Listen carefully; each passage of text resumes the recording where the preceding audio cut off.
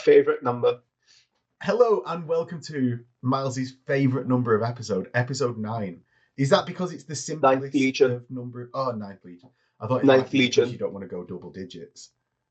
No, 1x. Nice, simple, elegant. I mean, when you're dealing with the 16th, I always have to like mentally map. Okay, so it's a X, a V, and a 1. Yeah, is that kind of right? No, with the ninth, with the immortal ninth, nice and simple. Nice and simple. How are you, Max? I'm good. I've had an interesting week. It's bank holiday, so everyone might watch this on their day off if they're in the UK, which is good. Yeah, and we got a good one for you today as well. It's a nice, big, fat, bloated episode. We'll be talking about Adepticon because I was at Adepticon. Yeah, so you actually taught. Let's just dive straight into it rather than giving like a menu, because everyone can check the timestamps at the bottom if you want like a preview of what's coming up. Yeah, I always hate the timestamps, so I'm just going to talk about it. So why was I at Adepticon? Well, every year I'm very lucky to go out as an instructor. So this year I was only teaching 2-hour courses, which I found are just super fun. They're a lot less stressful than teaching the more prestigious 4-hour lessons or the longer lessons. It allows me to concentrate on like a range of different subjects. So this year I was dealing with introduction to sculpting, because you can only do an intro to sculpting in 2 hours. How to weather like a pro in 2 hours, and you can weather like a pro in 2 hours, as the video suggests, and color theory from my upcoming color theory book that I have written and will be releasing. That should be kickstarted now, but life gets in the way. Where's all the posts? The book is so with Kickstarters. I really don't like over advertisement, because I've been a part of like a few Kickstarters before. Yeah. And I hate how they promise the world, and then in 6 months' time, you get updates like, oh, we've had problems, we have production issues, and it's been delayed a year, then it happens for another year and another. And there's so what with my Kickstarter, I'm going to do it differently. I'm going to do it right. So got a physical copy of it. This is the test print of it, just to make sure everything lines up and how big and thick and how colorful everything looks. I'm going to work through all those issues first before I start advertising, before I go to Kickstarter. But this book, Guide to Color Theory, it gathers up everything I've learned about color theory and applies it to miniatures. So a lot of information out there, but it's more generally concerned with traditional media and graphic design. A lot of the stuff in there can be a little bit confusing to a new user, especially applying it directly to miniatures. So we break down the process. We talk about what is color, how we talk about color, talking about the HSV, hue saturation value, color models, how you can manipulate color around the wheel. And this year I was previewing this off at Adepticon and teaching my first course on it. So color theory, introduction to color theory in 2 hours. When we've got this more up and running, I'll be bombarding the internet with advertisement, and I'm trying to get like all those influencers involved to launch it. But I want to make sure like all the kinks are out of it first before I do anything with it. So what's actually involved in the course, as opposed like, is it painting a model using various bits of color theory? With color theory, like I don't want to make it sound too boring, but is it more like a lecture?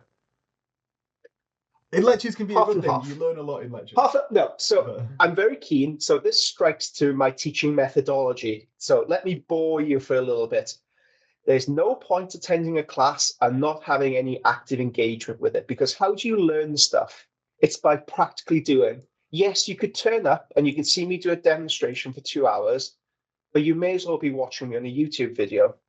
So with all my classes, there's a practical element. There's always a practical element to it. So in this course, all I ask for is that you bring a notepad and pen, primary colors, black and white, and then we start mixing up. We start playing with it. We go through, okay, how you manipulate color. So a good exercise to begin with is to create a bone color. And I talk you through the process, because God knows we've got so many opportunities in our world to produce bone colors. So we go through that.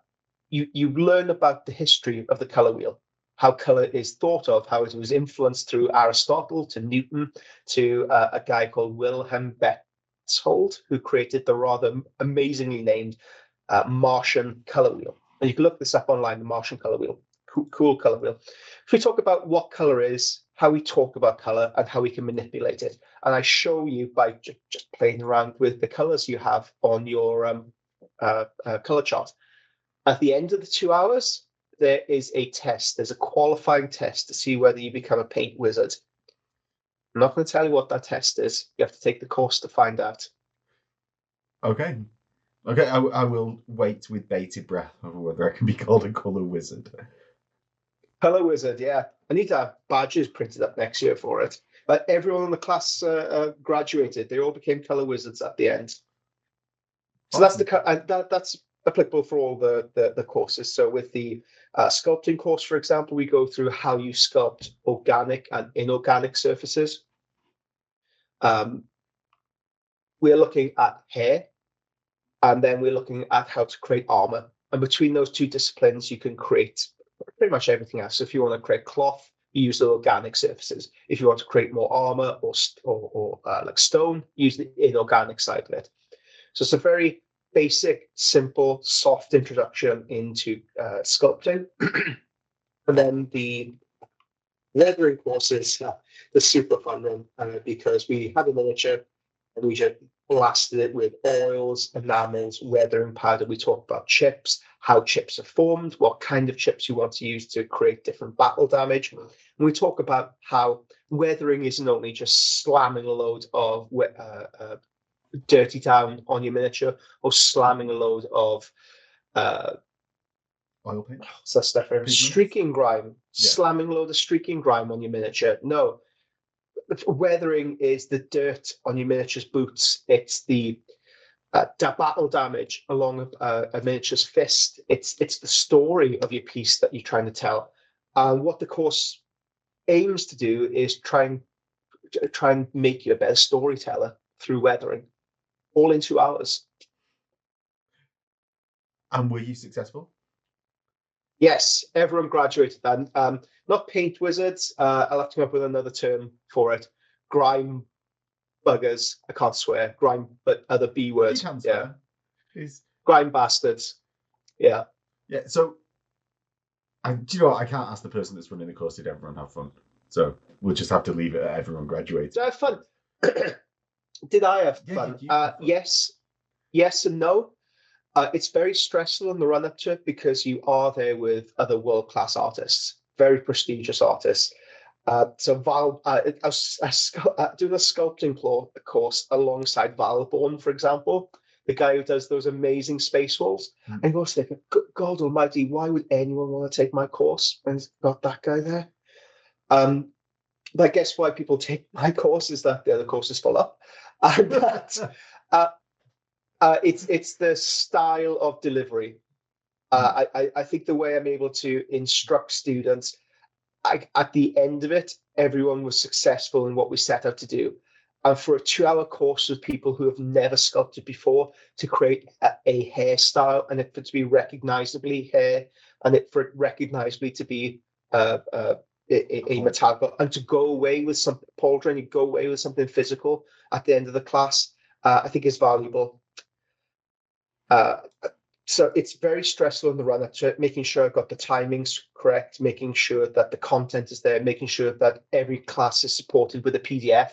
Because if you've been on any painting course, you know when you come away from it, you remember maybe like a tenth of what was shown to you, and you just forget the rest.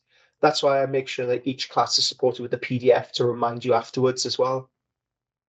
I'm making sure that I encourage students to try whatever they've learned in these courses a week after taking them. So yes, it's very stressful in the run-up. There's relief when your teaching methodology comes off and just how well it comes off in the students, like universally. So you know that the course works, that it forces people to learn that trick or learn that sculpt, learn that painting technique. It's nice that it translates across in such a tight time frame. And then afterwards, it's just a lovely experience talking to people afterwards. Especially so after the color theory course, sculpting course, sorry, people asking, okay, how do I do this? How do I do that? So the kernel, the seed of the idea, the base confidence of what I was teaching is there, that they can then go on and explore in their own way. Yeah, sounds a good start, because if people are already thinking, like, how do I progress on from this simple thing that you've taught, it's like the shapes of what you want to create are there, and then it's just imagination and how to apply. And it means that they aren't tripping up on the base level. Like they've learned how to crawl, they've learned how to walk, like they've steadied themselves. Now they can start to run, and that's what I think a 2-hour course gives you. A 2-hour course is great at doing that. Any kind of specialization, any kind of more demanding work than that, you really need a 4-hour slot for it. Now the color theory course was a 4-hour slot, but it was 8:30 on the Sunday. And who in their right mind would turn up at 8:30 in the morning on a Sunday for a 4-hour color theory course? No. So we decided to split it up and make it a little bit more energetic with the 2-hour courses. But next year, I really desperately hope to circle back on the previous class I taught on grimdark skin and how we can use influences from different artists like Caravaggio and Degas and translate it into your own work. That course was very much more theory heavy and a lot more demanding on the students. And I felt so that the courses I taught this year were easy to translate the concept onto your miniature, and we had a very high success rate doing that. With those kind of courses, the Caravaggio courses, you're not going to see the translation perfectly, but what it does is inspire you in different ways. And more than any course that I've taught before, I keep getting asked, when you running the Caravaggio course again, when you running again. So hopefully next year we'll get a 4-hour slot. If you're watching this, if you are one of my students, thank you so much for turning up for it. I had a blast. Please bug Adepticon, send through instructor feedback, tell them how amazing the course was and how handsome the instructor was and how you'd like to see more courses from them next year. Yeah. So onwards from your actual instruction, you actually did the professional side. Yeah, that was the professional side of things. Let's talk about the fun side of things. Let's talk about when I ended up in Airbnb. Dirty collaboration. Dirty. Oh yes, a dirty collaboration. So there's a company called Big Child Creatives. Do you know who Big Child Creatives are, Max? I don't. I've not actually heard of them, but then I'm not as absorbed into the painting world as you. So super high quality busts. They market themselves as a premium brand in miniature painting, bust painting, miniature art. So less so on the miniature gaming side of things, more on the miniature art side of things. The studio is run by multiple Golden Demon winner, Ruben Martinez. And when they contacted me to appear on their booth, you see this name, Big Child Creatives, pop up. You think, oh my God, your heart starts to flutter. I think, okay, play, and that's me go, oh, really like your stuff. Do you want to collaborate? Do you want to do something on our booth? And you think, okay, play it cool. So I sent the message. I'll see how my schedule is, and we can maybe arrange. Something. But yeah, my heart. Yes, exactly. My heart's going like this, like I'm like proper fanboy moment. You're like, oh my God, Big Child Creatives have contacted me, and we're talking about running courses here at the studio. So when we do run the next Beyond the Tabletop series, I run 2 kinds of courses. One aimed at tabletop miniature painting, how to do the basics, how to do them better, how to do them the best. And then the Beyond the Tabletop series, which is more like the Caravaggio stuff, the color theory stuff, and stuff like this. So we are going to be running courses and doing more collaborations. But this year, they went big on launching a new paint range. It's called the Atom paint range. I spent a little bit of time with these. Okay, let's go through their properties. So high covering power.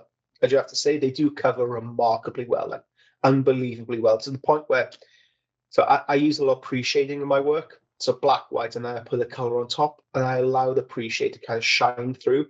With these paints, they have such good coverage. A pre-shade is a little bit more difficult to do because it covers over the black so aggressively. So super saturated colors, yeah, holy God, yeah. painted up this little handsome chappy. I'm not sure. Why have you not sent me the picture of the one? I know, I didn't know the conversation would go this way. Hold on. So the blues and turquoise is on this guy. Yeah. Is it coming through? Yeah. It looks good, right? Yeah. Super saturated colors. So yes, absolutely. Very super saturated colors. What else we got here? Self-moisturizing paint. I have no idea what that means. Prolongs the life of your mixtures in the wet palette. Sure. How much you being paid to promote this? Leaves no brushstrokes. No. Leaves no brushstrokes. Nothing at all. Nothing. Leaves no brushstrokes, which that's a not lie, because it does leave brushstrokes.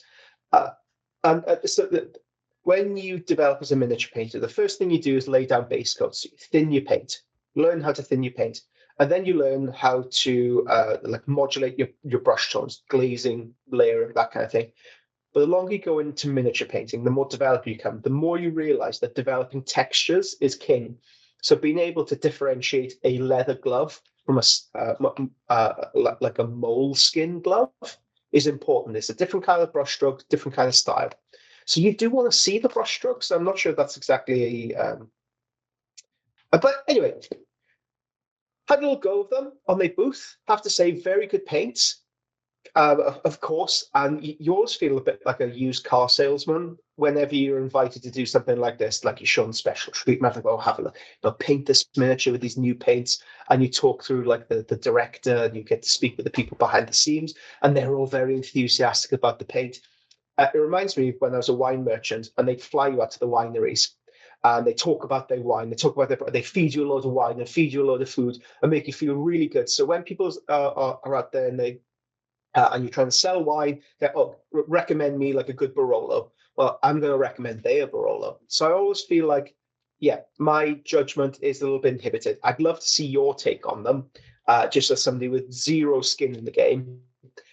But if I were to buy a paint set again, I would probably go for these. Really?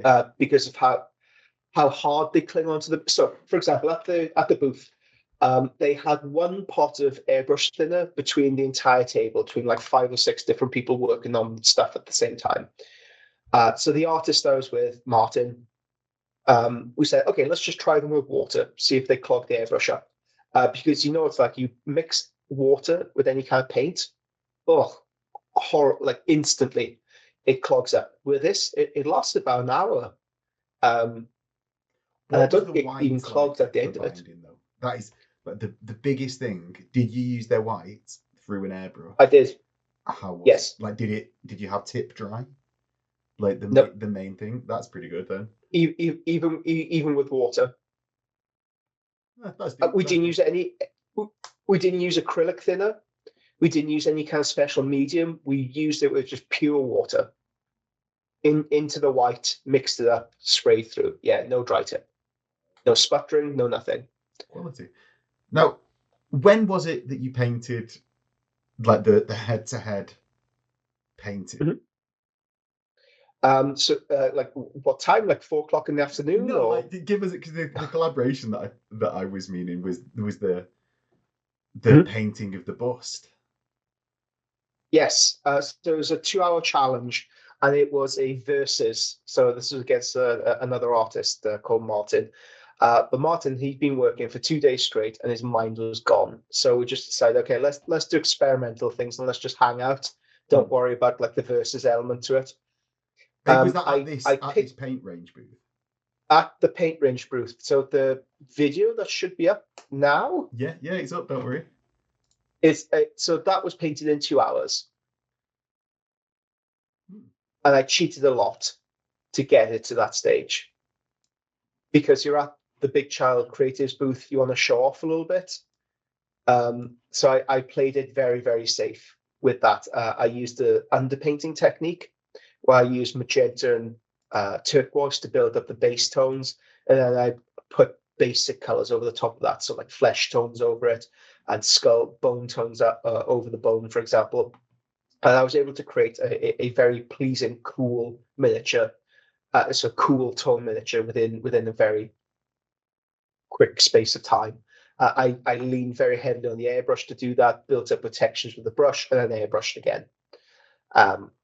It's helped being like a commission painter and doing things in a very short period of time to be able to produce that result in that time. But I have the bust with me. I think I'm going to strip it and do it again. And because this is just something I knocked out in a couple of hours, I'd like to take a little bit more consideration if I'm going to paint this up from base. Yeah. And of course, using nothing but atom paints. Yeah. Well, it looks from a layman's perspective, does look excellent with the tones within there. They're good paints. They're really good paints. Good coverage, and I've been sent a set by Mig to try them out to do more like wargaming miniatures with them, and the coverage is superb on them, absolutely superb. And they advertise themselves as imitating enamel paints. And I wondered, like, what's the advantage in that? It's to make them more hard wearing, so they don't chip as easily. When they bang into things, they're not going to flake away. They're a lot more resistant to just wargaming. And these atom paints have a very similar feel to them as well. Like their adhesion, how vibrant they are, and how strong that they are. The only problem I found with them is thinning them, because the pigment is so dense. When you thin them down with water, it doesn't thin how other paint ranges thin. Like you try and drag it out, and the pigment just keeps on going and going and going. I've been trying it the past couple of days with paint thinner, so a dedicated acrylic thinner. It seems to overcome that, but that's the only issue I can find with them. Really, they have trouble thinning over something like a scale 75 paint, which is based on more of like a gel-based medium, and it lends itself more to glazing rather than layering.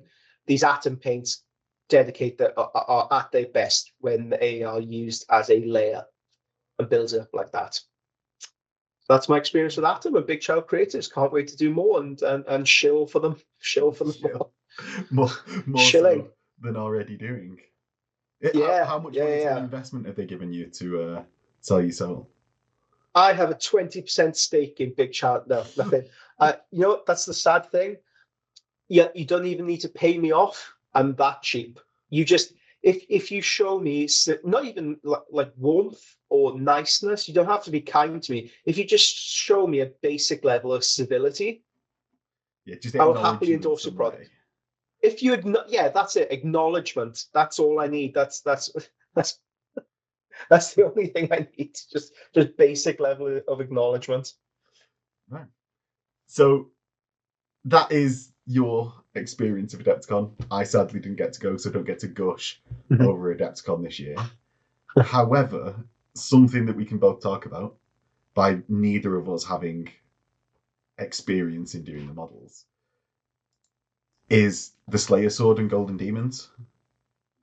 Oh my god, yes. Now, whenever somebody travels to Chicago and Golden Demon, I always advise the best time to see these entries is like 3 o'clock in the morning, 4 o'clock in the morning, which is good for us because we're not really on the time scale. We get there. That's like I don't know, like 6 o'clock in the morning for us, or 9 o'clock. We were up at that time anyway. So wander down in your pajamas, have a look at the entries. There's nobody around apart from a security guard. You can have some real quality time with the work. Unfortunately, this year we weren't able to get the hotel on site. We had to have the one across the way. So I wasn't able to go over and really look at Golden Demon that much. But there were a couple of entries that really jumped out at us. Which one do you want to talk about first? The Slayer Sword winner, or do you want to build up to that? Yeah, let's do the Slayer Sword winner first. It's Alexander Dos Santos's. I don't know what the vampire model is called, but he's the mirrored image vampire model with no vampire like skin or flesh or just the armor and clothes in the bottom. And this popped up on, I believe it was the last Thursday night, so before they got any of the Golden Demons done or like announced, because it was the first day, and it was just everywhere and sort of swept the internet with just how absolutely stunning it was. And I didn't really see loads of pictures of all the other ones go anywhere near as far as this one did. It's a weird one because the commentary I saw on this piece was somewhere along the lines of, this won't win the Slayer sword, but Really? that's what I saw a lot of, yes, because when you look at the paint job, I mean, in years past, Golden Demon prides itself on technical perfection. If you have a technically brilliant, perfect miniature, you see other previous winners, that is what this competition demands at its heart. And I think that it maybe strangles out some of the different stylistic choices you can make as an artist when approaching projects like this. So a lot of the commentary, this won't win the Slayer sword, but. And like you, this received a lot of coverage because it had everything in the winning entry at the very least. Like, I'm not saying it's not technically proficient. It's a brilliant paint job, very smooth, very ordered, nice texture. It tells a story. And I've been trying to think of the words exactly to describe this. I can't think of anything better than the gimmick. Now, I'm not saying that's criticism. It is by no means a criticism, but the gimmick of inverting the image and having his reflection not there,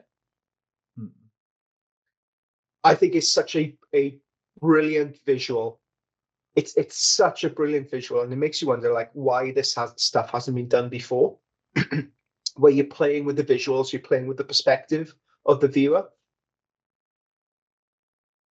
When you see Golden Demon entries like this, or previous Golden Demon entries, you start the debate like, oh, what's going to win the Slayer sword? It could be this, could be that. And there's always, afterwards, maybe a little bit of discussion like, oh, I think this should have won, or I think that should have won. This year, it became, I mean, for us in the community, it became very clear, like this was the standout entry in the field. And I'm really happy. I think it's healthy for the competition that this took the Slayer sword this year. Yeah, like it's even within my realms of not, do you know, like far from a paint specialist, right? But even in the minor bit of coverage that I see, that seems to be something that crops up again and again. The lack of ingenuity within entries. It tends to pick safe choices that will be very technically correct. The best sort of correct, technically correct, except not in this case. In the like part of an artistic pursuit is sometimes just being out there and doing something new and adventurous. And I think this piece is, like, as a piece of art, is definitely within those realms. It's a reflection of his passion. You can tell it's a passion project, and unfortunately, passion projects don't always win out. That's why I think it's so important for the competition's health. It's important for the health of the competition that something like this took the Slayer sword. Something that is incredibly well painted, like A-star painting, but also has that I don't know, emotional grittiness to it. Yeah, really well deserved winner. Yeah. Shall we go on to? Do you want some of our favourites? Yeah. Let's just highlight some.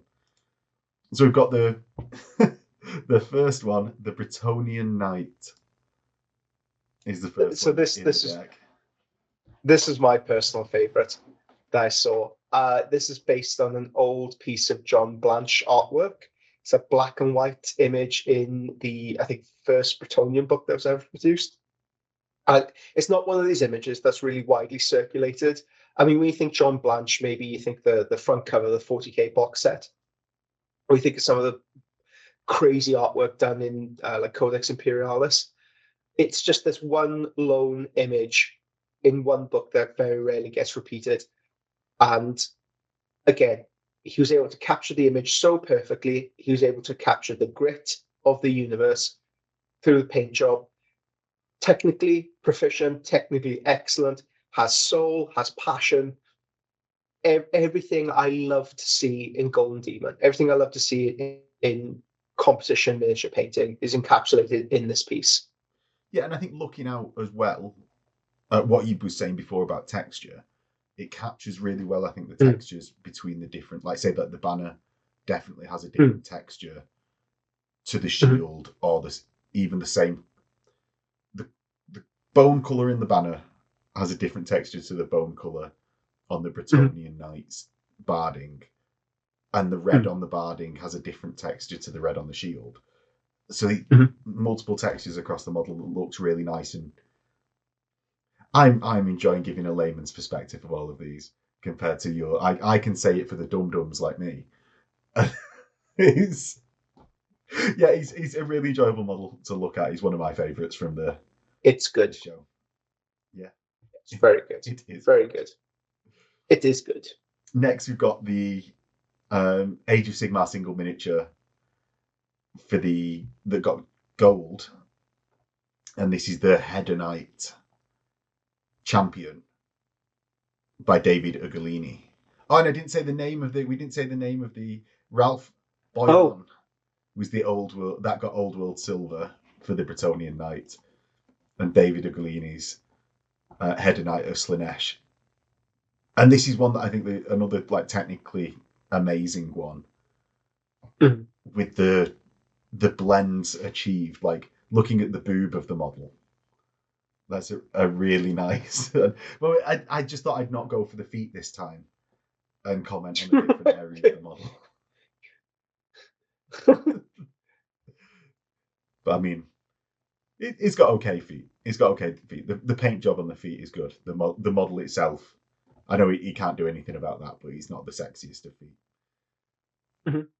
Yeah, again, great technical execution, good color choice, good composition, everything you want to look for in a good Golden Demon winner. And AOS is such a fiercely contested category now with the amazing sculpts that they get. I'd like to see maybe some of those sculpts filtering into the old world, and vice versa. It'd be nice to see the cross pollination between the two. Yeah, it was weird this year. One thing I noticed. The open category, normally you get some really crazy entries in there, but I felt like there was less crazy entries this year for Adepticon. So last year we saw like a huge Sigismund, we saw a Mephiston, like a huge Mephiston piece. There was less of that this year, which I think gave more of a spotlight to things like this, the smaller categories, AOS 40K. Yeah, well, I think Diorama Jewel took over a bit more because the other one that made a load of splashes in Diorama Jewel, other than the Slayer Sword winner, is this Grot bomber that swept the internet a little bit as well. James Tarot got bronze in the Diorama Jewel, and the use of perspective, which Miles has just said, so I'm going to steal while we was off camera. Force perspective, yes. Yeah, really good. It's just so much character within the model. Do you know what makes it even worse? The official photos on Games Workshop, they didn't take it from the correct angle. They took it from the side. Oh no, that's the one that I've got up. Yeah, the use of force perspective works when you're looking at it dead on, not off to the side. Like, why do you do that? Let's go off for a second, and I'll come back with the actual picture. Okay.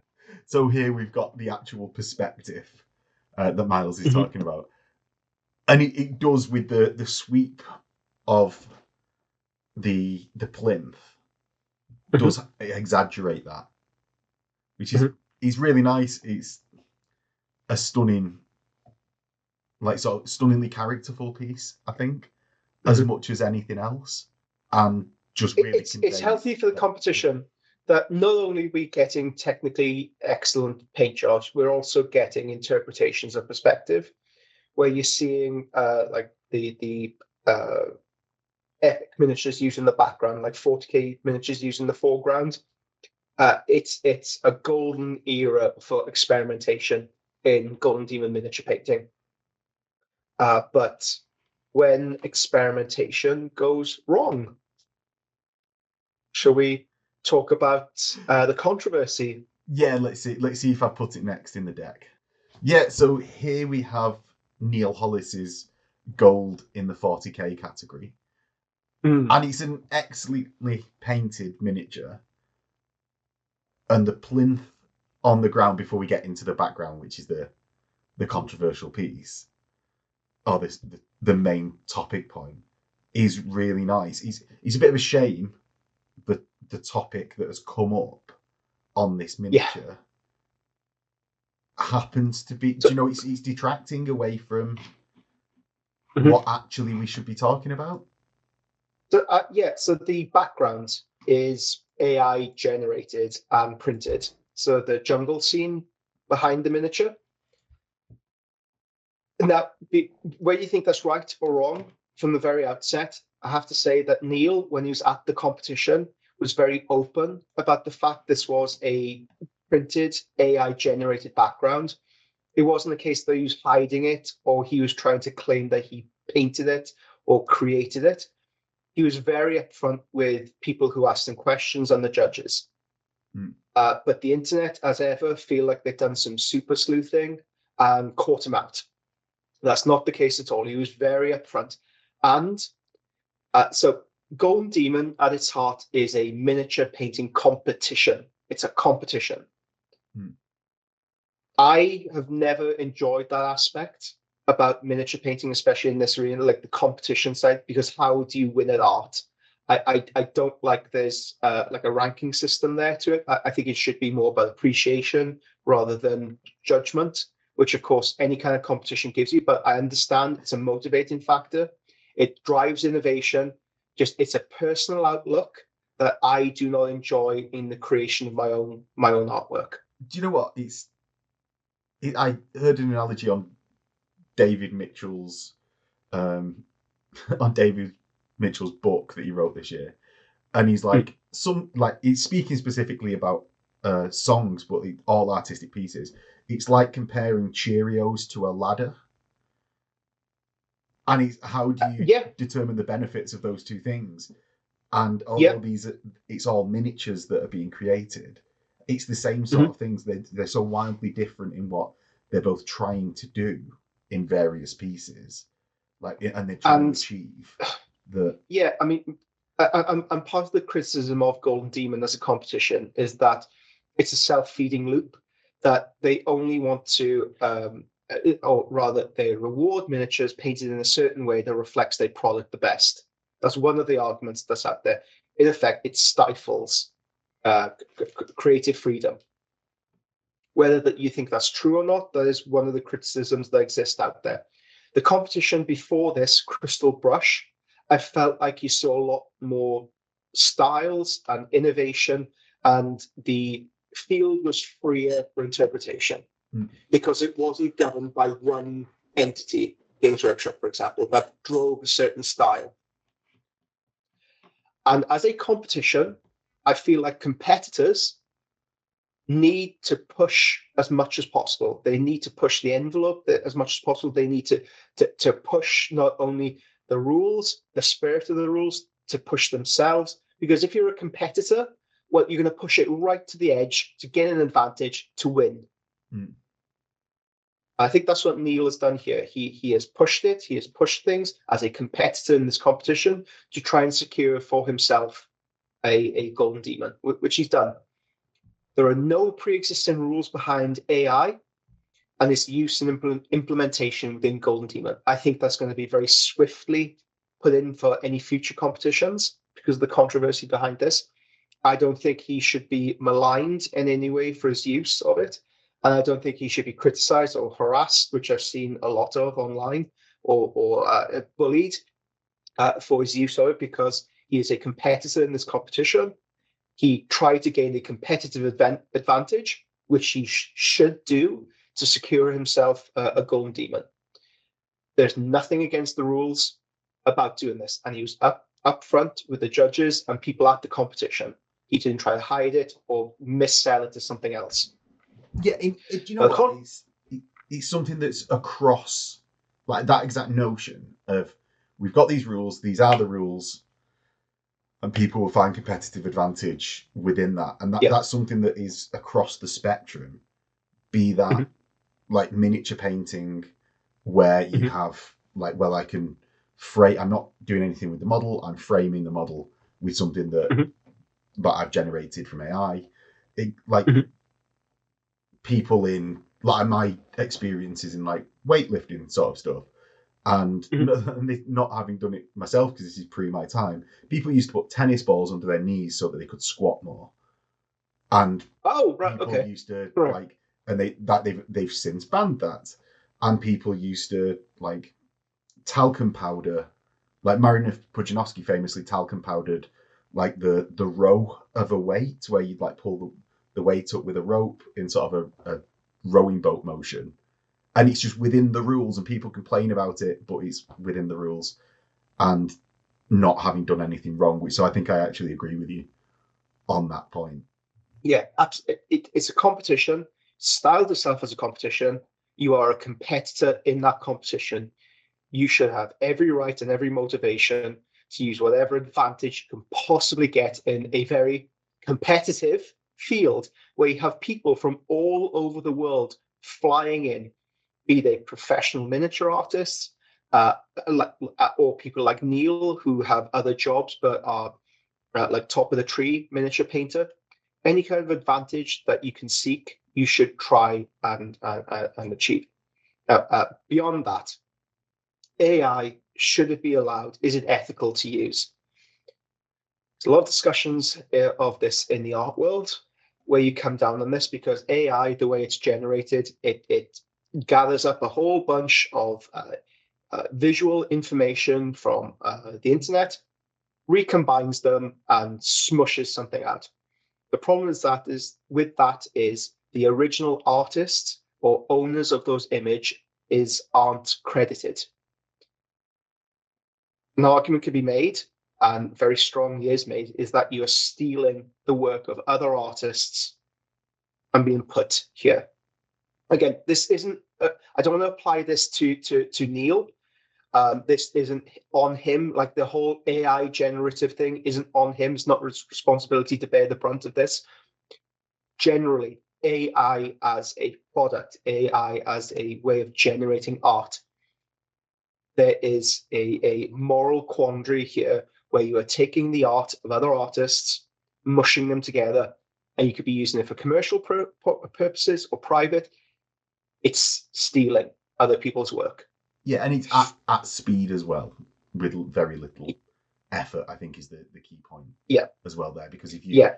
if you yourself at home sit down and spend hours and hours and days painstakingly recreating a painting for yourself, but it's the when it's put into a competitive context, even not in competition, but even just in the art world, it's then a very different question, isn't it? Yeah, have very we much. got an answer today, though? Have we got an answer? Have we got an answer? I think that AI should not be used in this competition at all, but there is no pre-existing rule for it. So I don't think the last thing I want to see is that like a golden demon taken away from Neil because of this. It's not his fault. It's not his responsibility or burden to bear. There needs to be a rule coming for future competitions that any backgrounds made have to be painted on. That there's no printing or generative AI that goes into it. Now, on the flip side of that, should the background be included in the model when you're judging it? Like I know it like sort of it frames the scene nicely, so can change gives atmosphere. Yeah, so it can change your view of it. But then it's not miniature painting. Should that even be allowed to have a background? Is that because it's become more popular? I think it looks very nice with a background on, like be it Neil's model here or various. Yeah. But is that something that should be in miniature painting rather than say like a diorama that itself contextualizes the model over making basically something like this, and it's Neil's model again, but it's just because it's up on screen why I'm talking about this one. Yeah. It becomes a diorama rather than a single model as soon as you put that background on anyway. So I think there's a wider question there. Yeah. Having not thought about this subject in much depth, like knowing the arguments behind it, I don't think it should be included in single miniature. I think it should be included in open, where you can do whatever you like, and in diorama, where you're looking to frame a scene in a single piece. But then again, the single piece, you can use that framing device with the base. So what is the difference if you build the base up behind the miniature and becomes a frame for it I suppose over a background? And this is something that we've not talked about like off camera or anything. I just sort of it popped. No, this is something we're kind of working out right now, live. I suppose it's the amount and size to which you gain benefit and have ability to express technique across it. Like one of the things that comes up with like painting competitions is size of model. Yeah. And that allowing various things to show off technique more on let's say like that's why there's different model size categories, right? And correct me if I'm wrong, because this is something I've never put a model into a category except to put, do you know, like, and I've walked around quite a lot and looked at stuff, but it's the difference of the size categories isn't because we want to show off tanks versus single models. It's because one has inherent benefit by being larger, so has more room for a nice blend or freehand piece. So there were. Then you need some sort of base. So a couple of years ago, a couple of years ago, Golden Demon ran on whatever base is supplied on the miniature is the maximum base size you can use to enter into the competition. The problem with that is it limits the miniature so much. They've relaxed those rules in recent years, and you're starting to see more atmospheric, like storytelling through the base work.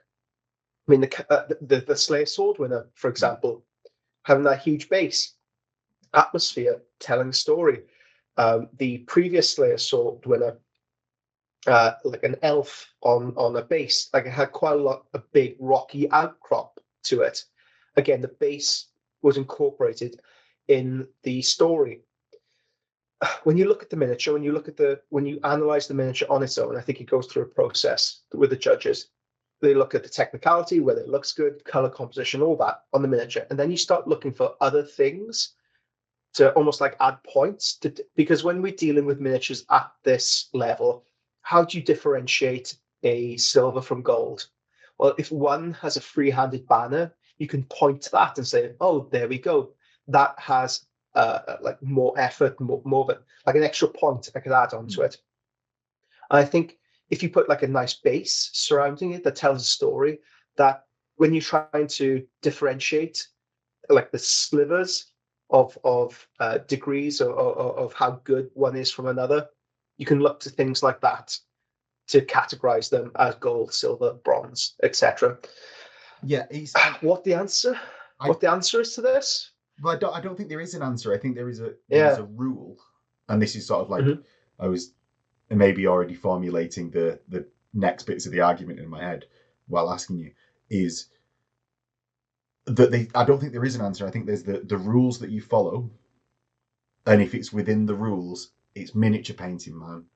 Like we just follow the rules and do what you want within that to win a competition. Like bases are something that, as you say, have changed, and I think it's actually a positive. That it's been more freeing because it becomes a much more mature piece rather than a gaming piece painted well. So I wouldn't be making an argument for them to be like limited to I don't know, whatever base size this goes on.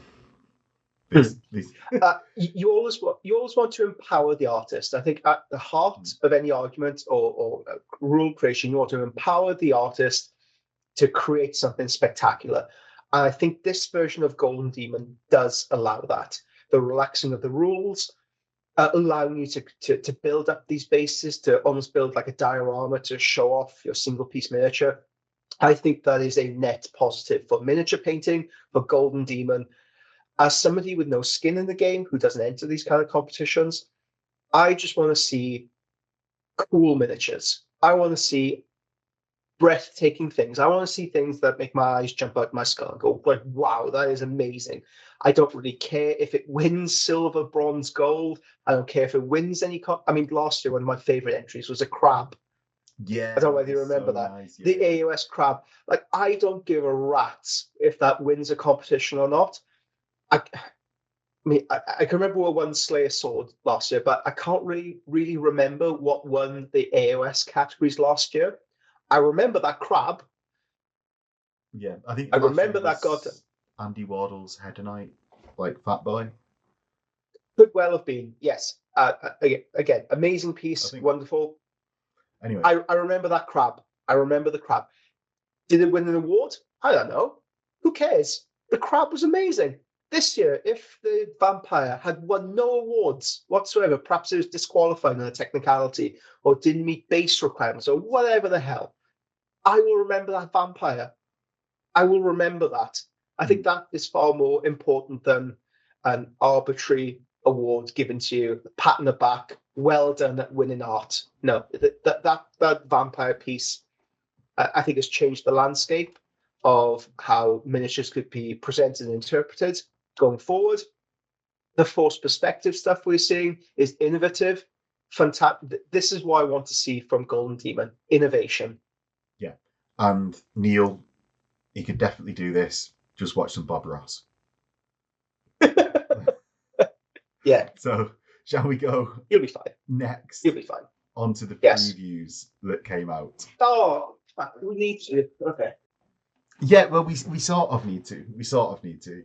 And it doesn't have to be that long of a preview. So the main things, the first one, the Chaos Lord. Let me set the scene. On not Let me set the scene first. Okay, you're on Adepticon. You might be your first Adepticon, like you're buzzing with excitement, like you can feel the frisson in the air. Lightning. You get to go to the preview, the Warhammer preview. This is the largest gaming event in the world, the premiere. And you go, I mean, last year it was the launch of 10th edition. It was the launch of the Lion, the upscale Terminators. People are going wild in there, like tearing up their skin, tearing their clothes apart, baying. They were going crazy last year. Come to this year, they get you're filing in on the way in. You get a Imperial Tarot card. It's a piece of plastic. They had 10 of them there at the event. Yeah. So like you're all right. Oh, what does this mean? Could this be something to do with the preview? You take your seat. It's packed out. You got the energy pumping. Like adrenaline. The presenter comes out. I'm not sure what the American presenter's name is, but I really like him. Good character, good charisma. Hey guys, you ready for the preview? Like, yeah, let's do this. Let's do it. Right, we've got an amazing hour-and-a-half video for you, like a movie. I think, oh my god, like a movie? Is this something to do with Henry Cavill? Let's watch, guys. Click a button, and the entire preview, the entire thing, is a pre-recorded video. There's no presenter. There's no back and forth with the with the audience. Nothing.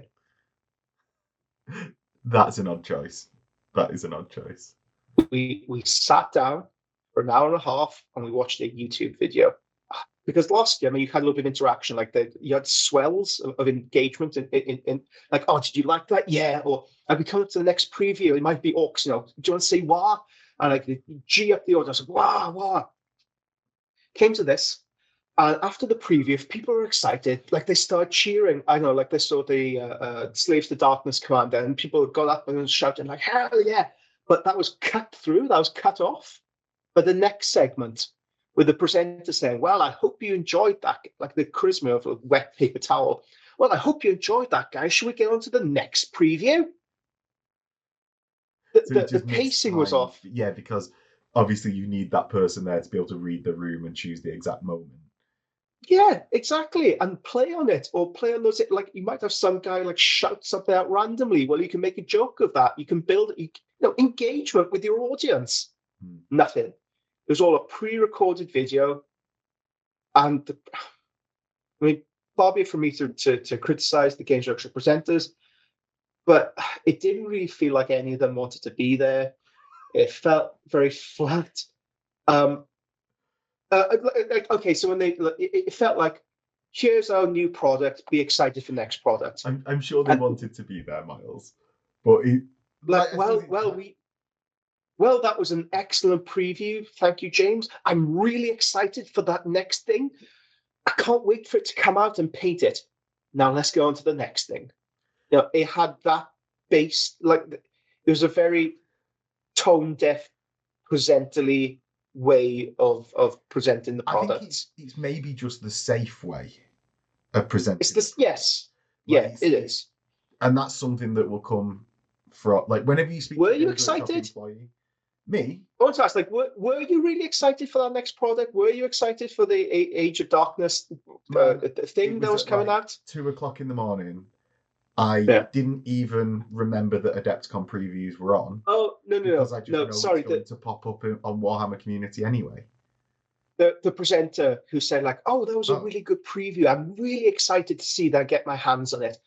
Like, are you really excited to see that? Can you remember what it is the hell you were just talking about? That's, well, it rubbed me up the wrong way, that preview. Especially, like, to set the scene, to set the... Being corporatized, mate. I think that's one of the things. Yes, it's that. Like, rather than it being anything to do with the employees, whenever you speak to the employees, like, in person, they're all enthusiastic because they are as big a nerds as us. And that's basically up and down the command chain of Games Workshop until as high as a person I'll ever talk to, they're all super enthusiastic about it. So I think one of the things won't be the actual people doing the presenting. It will be, you need to present it in this way. You have X amount of time. You've got to say these bits. And then, oh crap, we've got like 3 seconds in between. Like, I think that's one of the things of it just being very commercialized in Outlook at the moment. I mean, feedback for next year, just give it to a presenter to do. Get that feedback. Get the room rolling. Just get anyone on the go. That really rubbed me up the wrong way. And then, should we carry on with this like low ebb of criticism and talk about the Age of Darkness preview? It doesn't have to all be low ebb of criticism.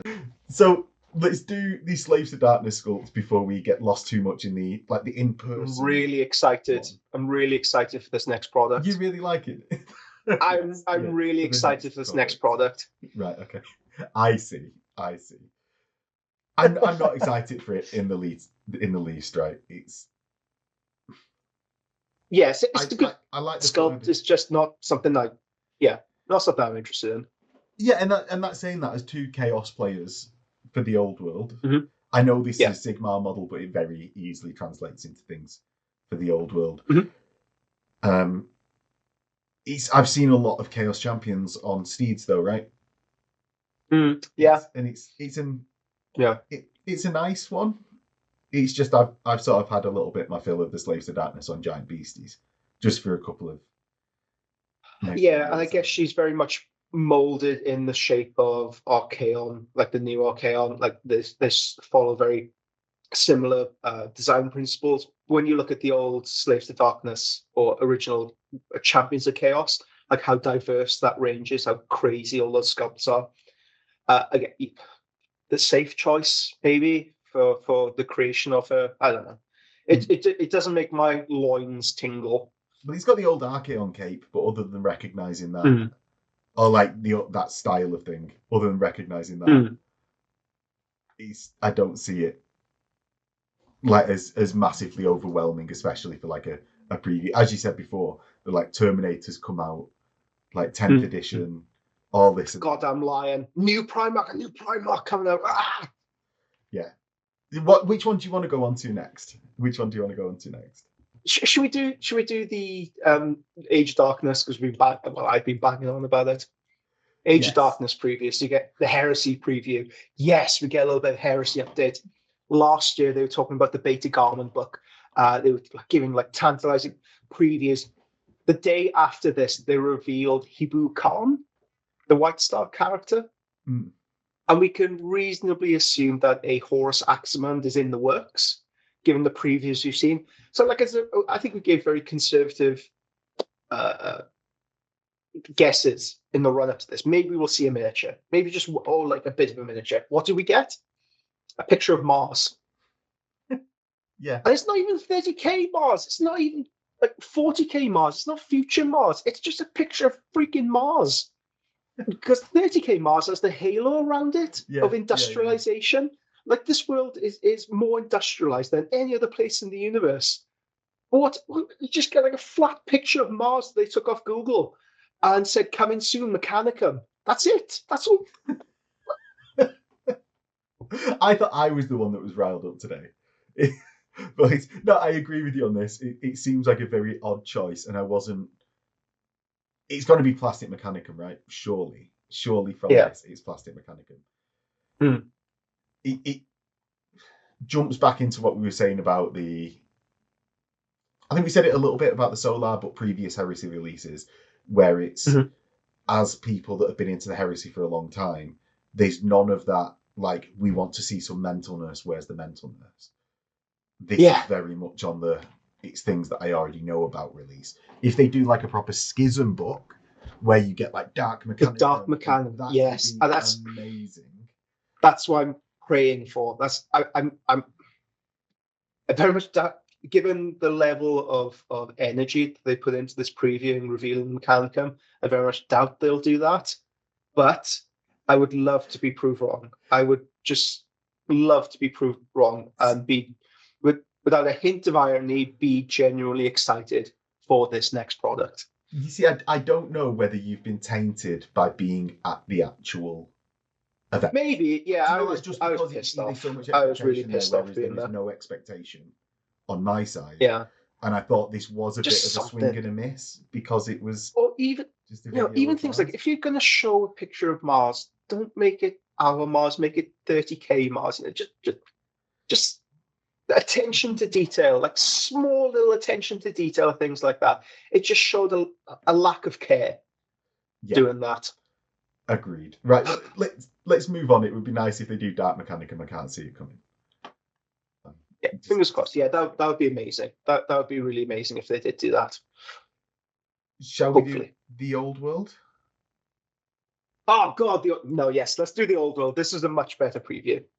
Because we got to see things, right? We got to see miniatures, we got to see new sculpts, we got to see what they're bringing back. We got a little bit of a discussion with the rules writers, which even in the snippet that we got was informative. But as the dwarf dude, I feel like I'm speaking for you. So what did you think of it? I think it's nice that they're doing the characters for new factions, updating them. It's very much in the new style of Games Workshop, like the Lord on Shield. I very much like that they're updating the model rather than having to go back to the King Alric model, although that was almost on my top 10 list. But I think it's good to get these updates of them. It's not quite the right aesthetic for me because I do like the King Alric model. It just probably won't sell. So what do you mean? What do you mean? We chatted about this before the show. What do you mean by the right aesthetic? Oh, for you? Yeah, so I'm very much more into the Norse aesthetic that the dwarves had when I started dwarves, and because that's what they look like in my head, right? Because at the times when you get into fantasy, and there's nothing wrong with anyone that has a different aesthetic in their mind. But because those pictures are so strongly formed, it's very hard for me to break out of that. So I don't think there's anything wrong, say, like with the Shield Bearers model. It's just I prefer the King Alric. I just don't think it would sell that well nowadays. And I think this is a good model to keep the old world going. It's just not one for me. If you know. Sure. So do you feel like the aesthetic of this is more sort of like World of Warcraft, bigger, more exaggerated details rather than the more grounded, maybe historical vibe that the dwarves of your era had? I think maybe a little bit, but I think that's more in the paint job in that it's so clean. Okay. And it's a lot more shiny. Like definitely I don't know what they're called, the shoulder rings that everyone has. I don't know. Like, do you know the big shoulder rings? Yeah. The armor that goes around the circlet or whatever that thing is. I'm not a massive fan of that being because it's just on there because it just covers so much of the thing. And how is this armor flexing like that? But, I thought that was a solid release. The Thane, is fairly nice. I can see it being really nice with a good paint job. It's got the ridiculous nod of those horns that is on there. Like, it's just got the absolute ridiculous horns that just make no sense. And that's what I love about some of these things about fantasy, is that they just make no sense but work anyway. Just really surprising, talk about things that make no sense, that they're bringing back those dwarf slayers with the chain. The Doom Seekers from the Storm of Chaos. Anybody who had them, or if you knew anyone who had them, knows they break by just looking at them. Those chains. Why that model ever went in production, I'll never know. Because when anybody who's owned one has had those chains snap off. But the actual chain or the axe head off the chain? Either. They always end up broke. Yeah. No, I never owned one. I went for the Goblin Hewer instead when I was a kid. But yeah, it's cool. Do you know what? I'm gonna have to think about how I'm gonna do them then, because I was looking forward to getting those back. It's such a just ridiculous, stupid model that I love. Yeah, it's just one of those. Anybody who I knew had one broke instantly. It might be different now in the era of magnetized cases. You don't have to fold them into a case or worry about them. But yeah, if you buy them, they will break. Right. I think the main model that came out of this was the Ungrim model. Yeah, what do you make of him? I like pretty much everything about this model. I'd like to get some more angles to see like shoulder width versus height of the model and how that compares. He does look quite long, doesn't he? Yeah, much more so than others in the dwarf range. And I know we can attribute that a bit to the armor that they're all wearing. Maybe that's why they have the shoulder circles to just like enhance that, like how you have padding in a suit shoulders.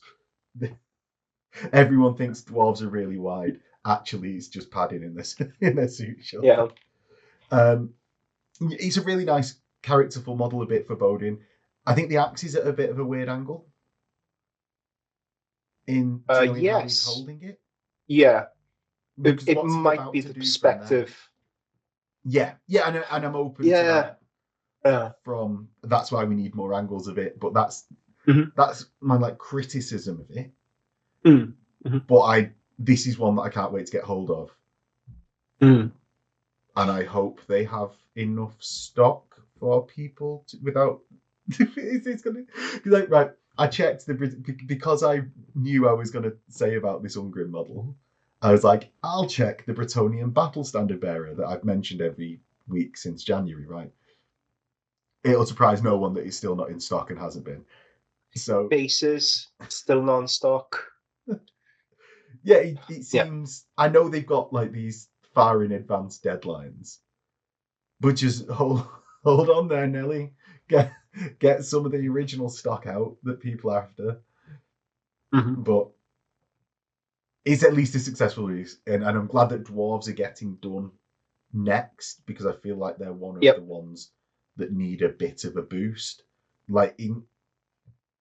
or at least in when you start seeing event rankings. And I know we're very early, so this is like a bold statement to say so early, I think. But looking at the event rankings that have been out there, they seem like the weaker ones. On the weaker side. From what I've seen as well. Yeah, and it's and not that I'm about to do a dwarf army, so it doesn't.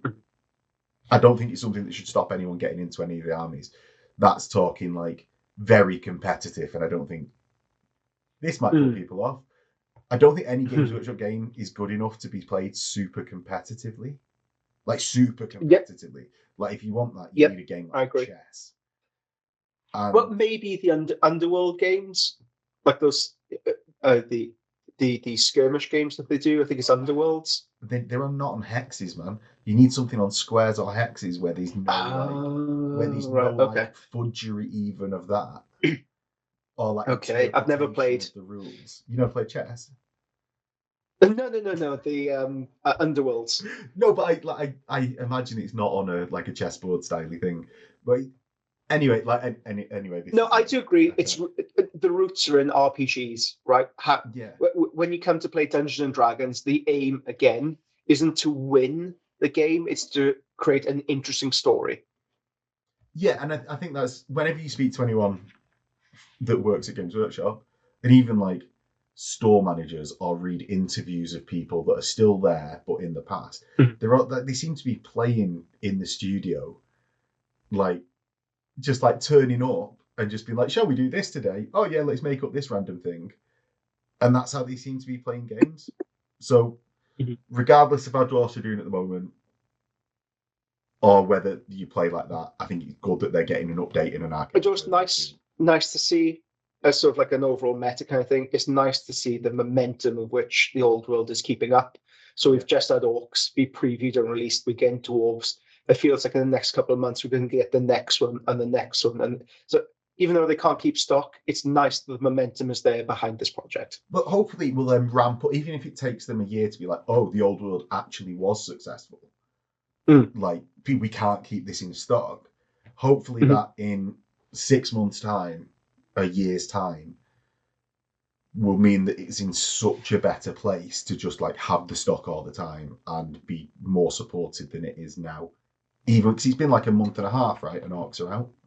So yeah, if all the races are going to be a month and a half apart, that's an extremely fast release cycle to get everyone. Oh my god, yeah. And I don't mean like for me, like trying to get every army or something, which is not what I'm doing. But for someone that wants to get every army, yes, that's a bit too fast. For someone that's like waiting, but like if you're waiting for high elves, for example, you're waiting for high elves to come out. Yeah, you know you're going to be waiting maybe like 6 months, 8 months before you're going to get. Yeah, it's encouraging to see. It's encouraging to see the momentum in which the releases are coming out.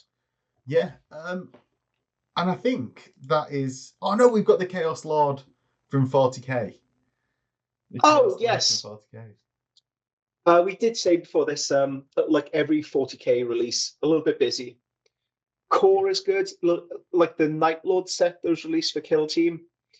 You can imagine that unit being broke apart and spread across maybe like a unit of 20 Marines and 30k. Just those incidental trinkets would go well, but all concentrated. It's like the concentrated juice of oh god. You know, when you put it in water to dilute it, oh my god, you could tell I'm still jet lagged. Cordial, like Vimto. Cordial, yes, like Vimto, like exactly like that. That's what my brain was desperately trying to reach for then. Yes, like Vimto. That's what that Chaos Lord is. It's pure Vimto. It's drinking pure Vimto. You break him up, you dilute him, hucker. Yeah, agreed. And I think he's like, I'm struggling to look for things to say about the Chaos Lord in specific, but it's because actually they've not, other than the old world being dwarfs and having sort of 4 character models shown, there wasn't that much in all of the previews put together. No, there wasn't. No. Yeah. Sucked. Yeah, so that's the last thing that we're actually going to show with the previews. Like there was a bit of Necromunda like shown and things like that, but they're very minor, as you say in the silhouette. Who cares? Yeah, it's not a big drop that you wait all year for. Now, that's the sort of that's the business side of the Adepticon footage, including. Yeah, I guess that. So when we do these episodes, we come up with it may not seem it, but an agenda and a structure. We need to hit this, and this. We've hit all those points, and we've realized like we really flew through that. And I think what's missing in a lot of sort of like Adepticon roundups or event roundups is just like the general feel and atmosphere of it. And again, it's very subjective, right? Because one person's experience could be completely different from another's. But this felt like the best Adepticon that I have attended. In terms of the vendor halls, I think you had a much wider range of vendors. You had, I haven't mentioned this, but the Pro Acryl stand, they were really going in. I mean, they've gone in really hard with the influencers and the artists. And there was a queue on the first day, like out the door for the Pro Acryl stuff. Yeah, they're really hammering away on it. With good reason. It's a very good product. It's a very good product range. it's worthy of endorsement from those artists and the engagement they're getting off it. The Creature Caster stand, always phenomenal to see, and it's growing year on year. I didn't realize this before I attended, that they have a resin beast painting competition. So you paint one of these pieces, you have a painting competition. The Marvel stand guys, Atom Games, they had their own painting competition. So you're starting to see different painting competitions spring up, which is only a positive thing to see, and different things. The wider range. In the vendors, there's just like a very nice atmosphere in there. Yeah. Again, I don't know how to explain it beyond that. It's just, I don't know whether it's becoming like I know the people who are returning every year now, so I'm bumping into more familiar faces.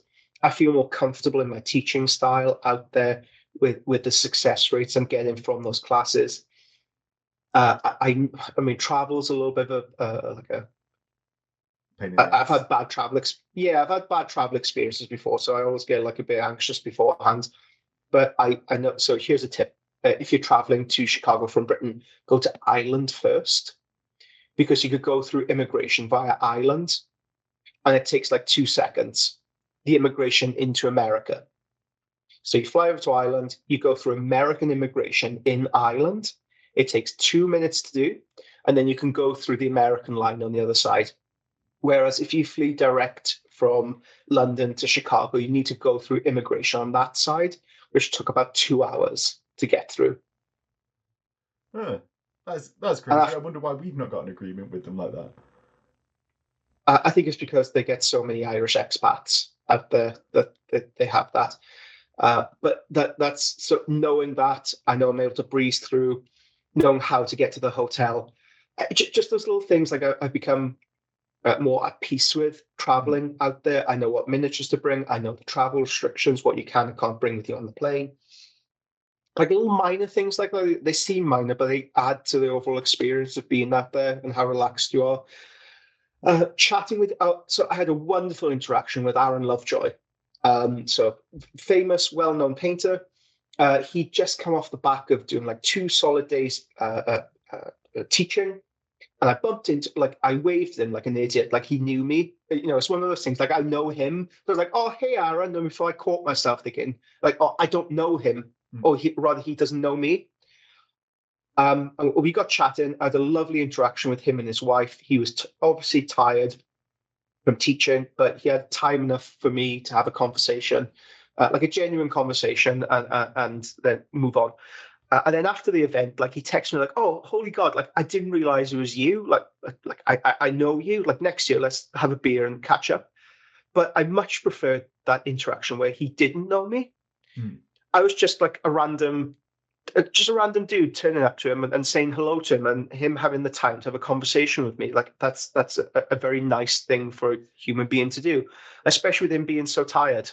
Yeah, well, I think it's something that happens a fair amount at Adepticon.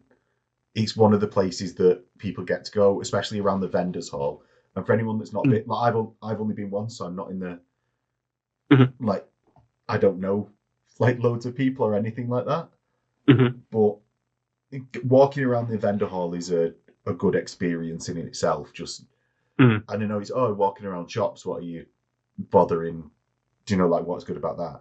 The demo games that are there, the demos of like painting products, if you're interested in that, just seeing people's armies on the display boards that are in the 40k or the Sigmar tables that are either side of the vendors hall. It's all worthwhile doing, and you can spend a day, 2 days just doing that vendor hall. Well, what again? Like you say, like you just go in there to buy stuff, right? No. One of the examples I always give is Journeyman Miniatures. They're a UK bust high art manufacturer. Very premium, very high quality casts. Now, this guy who owns it with his wife, all year they grind and they grind, they advertise, they pay artists to do the work, like paint job. But most of the things that we do is in isolation. We sit in our office or wherever the hell, and we grind all year round. So you come to these events, you get to talk about your enthusiasm and part where your madness, to people live in person. It's so important, and it's one of those like social interactions that you get very few social interactions like that during the year. So that's why it's so important to go to events like this and strike up conversations with artists, with producers, because they get to talk to you about their passions in an undiluted way. So at the Atom stand as well, I got to speak with a couple of artists I've only really seen online. And, unless you have that handshake, unless you have that introduction, it's hard to start a conversation. Having this introduction, I was able to have genuine conversations with the people that, one of the artists, Martin, I was doing the verses with, we didn't really speak about miniature painting that much. We started talking about what we want to do. This is his first time in Chicago, first time in America. He really wanted to do one thing above all else. It was to get deep dish pizza. So most of the time when we were doing the Versus challenge, we were just speaking about what the best deep dish pizzas were. And when people are coming by to see the demo and maybe talk about the paints and learn about painting techniques, we were asking them, where do we get deep dish from? Was there an overwhelmingly prevalent answer? Did most people give one place? There was like a 50-50 between Giordano's and Luminaries. Luminaries was harder to get. Giordano's delivered. So I think he did get his pizza in the end. Interesting. An interesting and very clear cut choice there. Between those two. Yeah, obvious choice. And it's something that I think is as much as you say it can be hard without the being introduced, but it's something that I think a lot of people are willing to talk to. Anyone that's not been to Adepticon, I would recommend very much so to go, because it is just for good for going to talk to people that are also interested. There's 7,000 or whatever the number is. There are there's 7,000 tickets sold this year. Yeah, got it in one. Congratulations, me. But yeah, there's 7,000 other people there that are all interested in the same hobby, or at least adjacent to what you are. Mm-hmm. So it's a really good place to go and spend 4 days, just meeting people that are 99.9% of people incredibly welcoming and willing to include people. And you're all there to talk. You're all there to interact. Everybody has the same vibe, the same energy. We're all there to interact with another and share in this silly little passion that we have. And some of the great things there, the Mech Warrior stand was a pretty standout this year because they had booths showing off their new game. And it was shot in the style of a VHS tape, we're going to do Mech Warrior, and it's done in a very 80s style. So you go in this booth, you close it down, and it's like you're in the belly of one of the mechs. And they previewed their video game doing that. We had the huge Terminator. That freaking huge Terminator in the foyer, which everybody takes a photo next to. The bit stand seller is always a fun one to go to. I tried to get JP to buy the Man of War set that they had. They had the Man of War and every expansion there. I tried to catch him when he was really drunk to buy it. And I have to give a special shout out to the Michigan Toy Company, because whenever I attend these events as an instructor, I always forget something. Without fail, I'll forget something, or I haven't got enough of something. And I know without any fear or trepidation, I can walk over to that stand and I can get exactly what I need for the next class. It's a small stand that they have, but so well stocked. And they're one of the few places that sell rosemarine coat brushes in the US. So Michigan Toy Company, my saviors every year. Yeah, and that would be the general ability to purchase by the listeners if they go to Adepticon. Yeah, would be from anything you need. And they're not really that well advertised, I don't find, but they are my saviors. Overall, I have to speak about the Heresy Hall, because the Heresy events this year, great. My Praetor wrestling, I didn't have a class. I managed to do Praetor wrestling. I came out to my theme tune of Mortal Kombat, stuck my Praetor in the ring. This is the first time I've been able to do this in 2 years, because I was teaching at this time last year. The reigning champion, we had a belt made, like an actual belt, metallic belt, gorgeous thing. First thing he does, he rolls initiative, charges into me, thunder hammers me off the board. Great, see you next year, guys. Yeah. So welcome to Heresy 2 Prayer to Combat, Miles. Yeah. Yeah. Take thunder hammers. Well, that's exactly it. It's yeah. I believe at the end, a gentleman called Duncan, I believe that's his name, won with a Blood Angel Praetor with a Paragon Blade. Oh, he took this year's Adepticon wrestling championship. If you attend, always attend that. Normally on the Friday or the Saturday evening around 9:00. Always attend that. That's such a good event. The guys there, I met the Iterators podcast guys, met a bunch of people from the previous years, even managed to get a game in a little bit. I didn't know what the rules were. People were telling me what dice to roll, but I had fun doing it. Next year, because I'm going next year, I would love to get more of our community out there, because you always get like, oh, I'd love to attend, but I'm not sure how. Mm. So next year, let's start planning something, maybe like a travel guided trip, or just advice on travel over to Chicago, or advice on traveling to Adepticon next year, because it would be lovely to take like a HobbyHammer contingent over with us. A HobbyHammer, is that like a hub unit of HobbyHammer? HobbyHammer, yes. It's the high version of it. I think, we just jump on a mispronunciation made in exploit it. Yeah, HobbyHammer. Yeah, I mean, I'd love to do that, because I've got a few requests. Like, yeah, I'd love to do it, but well, let's make it happen next year. What year is it? 2024, 2025. 25. Let's make that agreement, that social binding contract between us all here and now. At 2025, we're going to go out and have a good time. I will check my finances.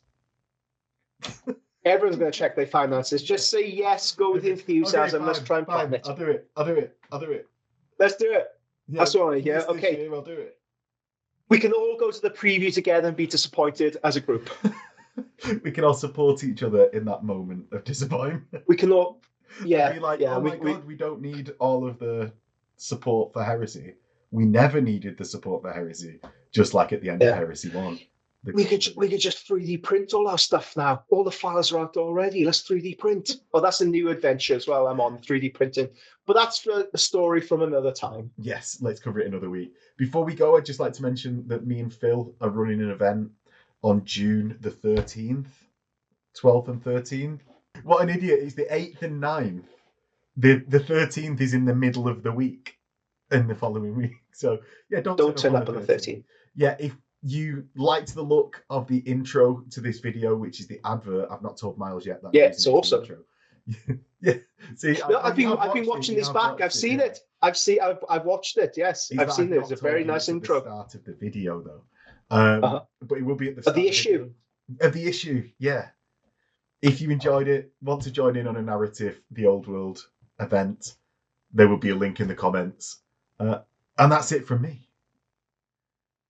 If you want to learn anything that we went through on the Adepticon courses, from color theory to introduction to sculpting, to how to batter the hell out of your miniature with weathering, fear not, you can find it on the Patreon.